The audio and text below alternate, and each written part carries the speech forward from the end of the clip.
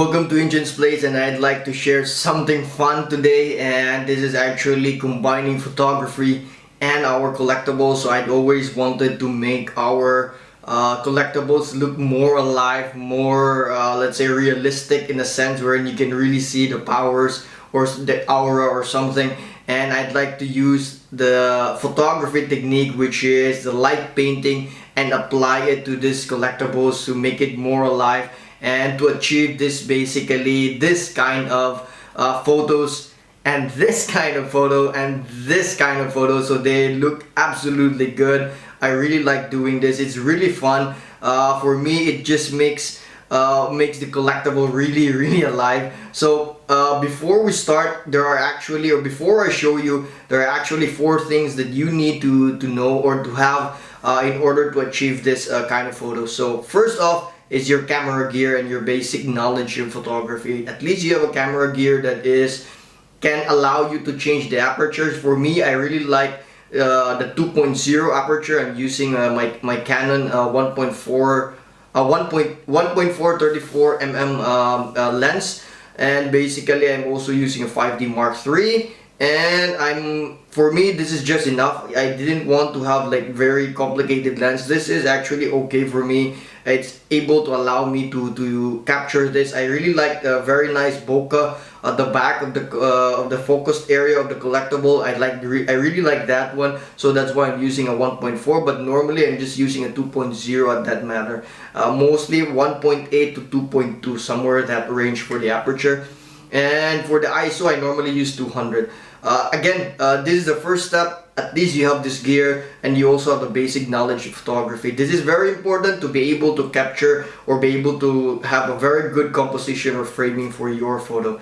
The second step, the second thing that you need to do is, since I am doing light painting, you need some light sources. So I have some of this stuff, lighting stuff, even have some lasers or something like this one. I also have this kind of lighting to provide really strong light, because you will know later why I need all of this to be able to achieve the really nice bokeh, the very nice dramatic effect as well. So this is what I use for mostly of the light painting stuff. So I need this kind of light sources. The second one is actually a technique that I learned from a photographer. I actually forgot the name. I learned it a long time ago. I was just able to achieve this, or able to use this technique just for the collectibles. I tried it in human beings. It's a bit difficult. You really need a very nice light source, but since I'm taking photos of the collectibles, I use this technique, which is using filters. So this is actually an ND filter, and I use this to black out light. This is actually a Hoya ND filter, which has 10 stops. It's actually very dark, and it can mount to my I think this is a 72 mm for the 34 mm Canon lens. I use this. It's also a gradient. That means I can actually rotate it in terms of how much light I would like to go into the camera. So why is this very important? So as you can see, the photos that I have just shown you has really this very nice dramatic effect, and also the bokeh is very good, very nice, beautifully done. Again, this is, if I am using a 2.0 with this, maybe this kind of lighting, it will blow up the exposure, because I'm using a longer exposure to be able to get the light painting. So I'm using normally a 35 seconds or 25 seconds to be able to achieve a lot of light painting stuff. But in other sense, since I want a high bokeh, that means I want to use a 2.0 aperture or 1.8.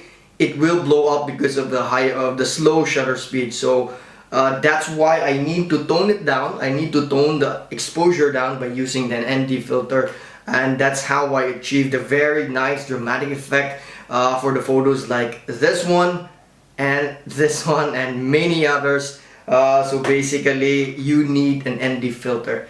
And the last but definitely not the least, Definitely you need this one to be able to achieve everything. Is a lot of creativity, a lot of imagination. You really need to imagine your stages. Normally I look at them, I try to check how would I compose them, what could be a good thing, having an aura or some laser or the eyes is glowing, those kind of stuff. Be creative enough.